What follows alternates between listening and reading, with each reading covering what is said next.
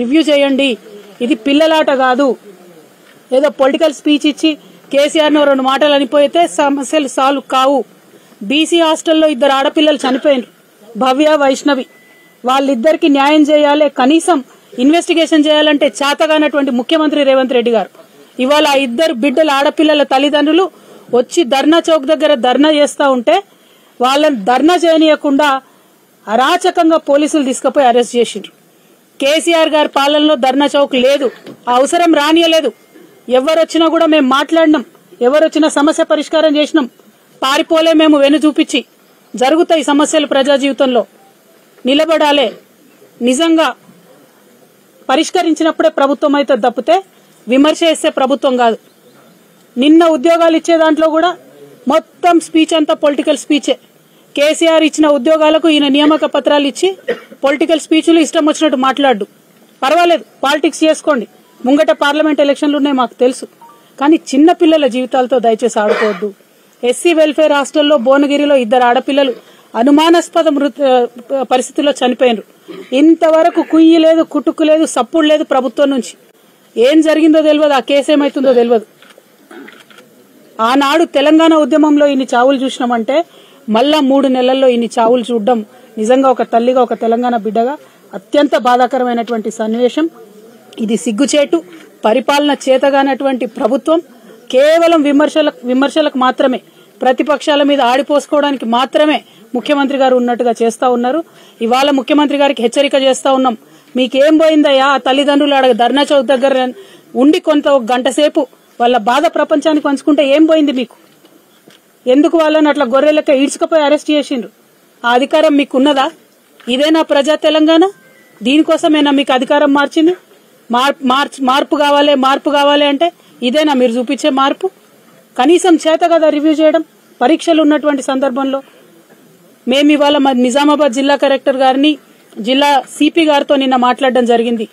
Demand చేసినాం మేము, మీరు ఎట్టి పరిస్థితులలో కొత్త వాచ్మెన్లు ప్రభుత్వం ఏర్పాటు చేసేంత వరకు ఒక హోంగార్డ్ అన్న, పోలీస్ కానిస్టేబుల్ అన్న జిల్లాలో ఉన్న అన్ని ఎస్సీ బీసీ వెల్ఫేర్ హాస్టల్స్ లో పెట్టండి.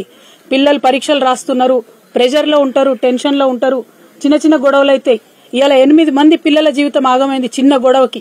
అలా కాకుండా చూసుకోవాల్సిన బాధ్యత దయచేసి జిల్లా కలెక్టర్ల మీద ఉంటది. ఖచ్చితంగా జిల్లా కలెక్టర్లు ఎక్కడెక్కడైతే వాచ్మెన్లు లేరో మీరు రివ్యూ చేయండి. మీ ముఖ్యమంత్రి గారికి తీరిక లేదు, ఆయనకు పట్టి లేదు. పిల్లలంటే పిట్టల్లాగా పిల్లలు చచ్చిపోతుంటే పాలిటిక్స్ చేస్తున్నారు తప్ప ముఖ్యమంత్రి గారు పని చేస్తలేరు. కాబట్టి జిల్లా కలెక్టర్లను నేను రిక్వెస్ట్ చేస్తా ఉన్నాను. నిన్న నిజామాబాద్ జిల్లా కలెక్టర్ గారికి మేము మాట్లాడినాం. తక్షణమే వారు అక్కడ హోంగార్డ్ ని పెడతామని చెప్పినారు. కౌన్సిలర్ ని కూడా పంపించమని మేము చెప్పినాం.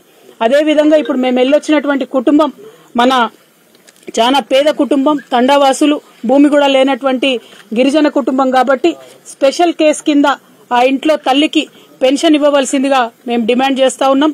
అట్లానే చనిపోయినటువంటి బిడ్డకి ఒక సోదరుడు ఉన్నాడు, ఆ అబ్బాయికి తక్షణమే జాబ్ ఇవ్వాలని నిన్న కలెక్టర్ గారికి మేము డిమాండ్ చేసినాం. ఈ రోజు పొద్దున ఆర్డర్ రావడం కూడా జరిగింది, సంతోషం. అదేవిధంగా కాంపన్సేషన్ ఇవ్వాలని కూడా మేము డిమాండ్ చేస్తా ఉన్నాం. బీసీ వెల్ఫేర్ హాస్టల్ నుంచి, బీసీ వెల్ఫేర్ శాఖ నుంచి, విద్యాశాఖ నుంచి, అట్లానే ఇంకా ఇతరత్ర ఎట్లా ఇస్తారో తెలియదు కానీ 15 లక్షల రూపాయలు ఆ కుటుంబానికి ఇవ్వాలని చెప్పి మేము డిమాండ్ చేస్తా ఉన్నాం ఈ సందర్భంగా. అదేవిధంగా మరి చాలా అంశాలు అక్కడ తండావాసులు మాకు చెప్పడం జరిగింది.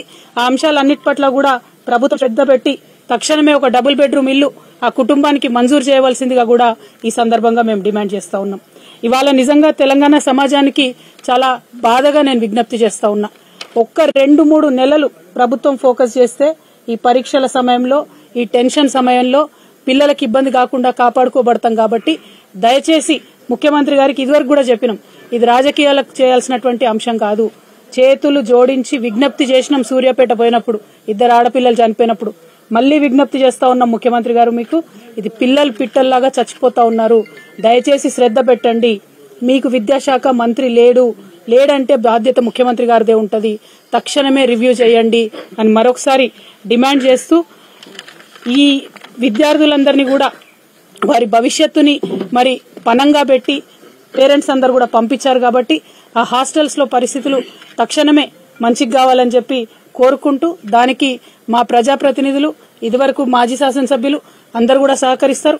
ఇక్కడ సురేందర్ అన్న నాకు తెలుసు, తను న్యూ ఇయర్ అయితే కూడా ఆఖరికి పోయి బీసీ ఎస్సీ ఎస్టీ వెల్ఫేర్ హాస్టల్లో సెలబ్రేట్ చేసుకున్నటువంటి వ్యక్తి, అంత ప్రేమగా తన నియోజకవర్గంలో ఉన్నటువంటి హాస్టల్స్ ని చూసుకున్నటువంటి వ్యక్తి. అదేవిధంగా మా ముజీబన్న కావచ్చు, మా వేణన్న కావచ్చు, ప్రభాకర్ రెడ్డి అన్న కావచ్చు, వీళ్ళందరూ కూడా నిరంతరం హాస్టల్స్ కు వెళ్లి చూస్తున్నటువంటి వారు. మరి వారందరికీ కూడా నేను విజ్ఞప్తి చేస్తా ఉన్నాను, మనం ప్రతిపక్షంలో ఉన్న ప్రభుత్వంలో ఉన్న బీఆర్ఎస్ పార్టీ కార్యకర్తలం అంటే నిరంతరం ఉద్యమ నాయకులం కాబట్టి, ప్రజలతో ఉంటాం కాబట్టి మన బాధ్యతగా ఈ ఎగ్జామ్స్ టైంలో పిల్లలకు మీరందరూ కూడా దయచేసి అండదండగా ఉండాలని చెప్పి నేను ప్రత్యేకించి విజ్ఞప్తి చేస్తూ, మరి ఇంకా ఎందుకులేనా రాజకీయం, వాళ్ళు ఎల్లారెడ్డి ఎమ్మెల్యే గారు రావడం లేదని మా జిల్లా అధ్యక్షుడు గారు గుర్తు చేస్తా ఉన్నారు. మరి యథా రాజా తదా ప్రజ అన్నట్టు ముఖ్యమంత్రి గారికి ఎన్నిసార్లు విజ్ఞప్తి చేయినా రివ్యూ చేసుకోలేదు. ఎమ్మెల్యే గారు కూడా మరి అట్లనే ఉన్నారు. ఇప్పటికన్నా కొంచెం శ్రద్ధ పెట్టండి, ఈ పరీక్షల కాలంలో పిల్లల మీద ఆలోచన చేయండి అని చెప్పి ఈ ప్రభుత్వానికి మేము రిక్వెస్ట్ చేస్తా ఉన్నాం. Thank you. జై తెలంగాణ. మోడీ గారు మా పెద్దన్న అని చెప్పి నిన్ననే ముఖ్యమంత్రి గారు అన్నారు. ఆయనకు గత ఆర్ఎస్ఎస్ రూట్స్ అన్ని కూడా గుర్తొచ్చినట్టున్నాయి. అందుకే మోడీ గారు మా పెద్దన్న అని చెప్పి ముఖ్యమంత్రి గారు అన్నారు.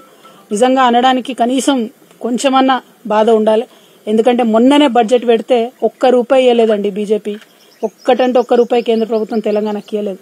అట్లా ఒక్క రూపాయి ఇవ్వని వాళ్ళు పెద్దన్నలు ఎట్లయితారో ఇక మరి వాళ్ళకే తెలవాలి. పొలిటికల్ అండర్స్టాండింగ్ ఉంది కాబట్టి పెద్దన్న అన్నారని మేము అనుకుంటున్నాం.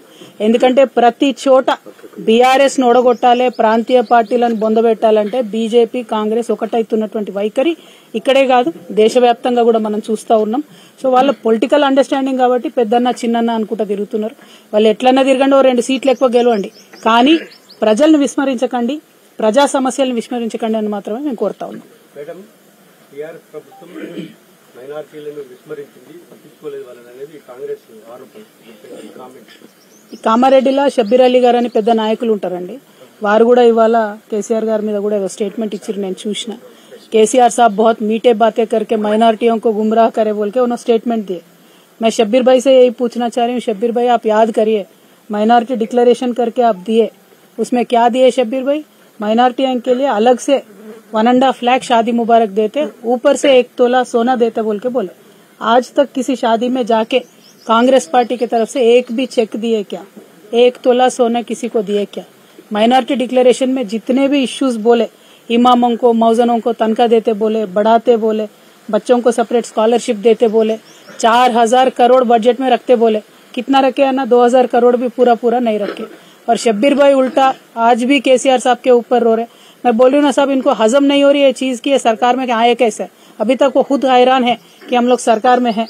अभी तक ऑपोजिशन पार्टी के जैसा इनका रवैया है, ऑपोजिशन पार्टी के जैसा इनका बर्ताव है, जिसकी वजह से लोगों को बहुत ज्यादा नुकसान हो रहा है. यही हमारा कंसर्न है. माइनॉरिटियों के वास्ते हमेशा केसीआर हमदर्द रहे हैं. बीआरएस पार्टी माइनॉरिटियों के वास्ते काम करने वाली पार्टी है.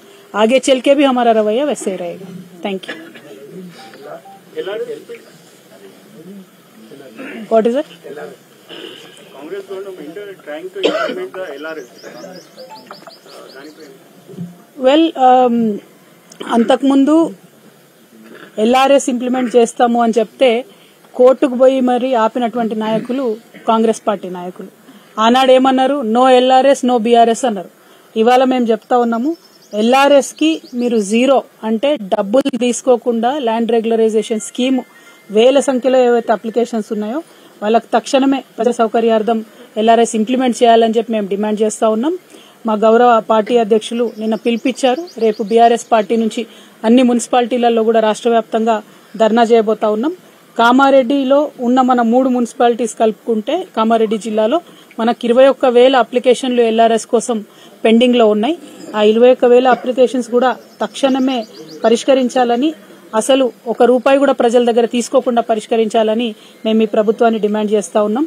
ఆనాడు మీరు చెప్పిందే మీకు ఇయాల చెప్తా ఉన్నాం, నో ఎల్ఆర్ఎస్ నో కాంగ్రెస్ అనే పరిస్థితి వస్తుంది పార్లమెంట్ ఎన్నికలలో. కాబట్టి ఖచ్చితంగా 0 రూపాయలతోని ఎల్ఆర్ఎస్ మీరు చేయాలని చెప్పి డిమాండ్ చేస్తా ఉన్నాం. దానికి సంబంధించి రేపు రాష్ట్ర వ్యాప్తంగా ధర్నా జరుగుతుంది. మన కార్యకర్తలు నాయకులందరూ కూడా ప్రజల పక్షాన నిలబడి ఈ ధర్నాను విజయవంతం చేయవలసిందిగా నేను రిక్వెస్ట్ చేస్తా ఉన్నాను. Thank you. జై తెలంగాణ.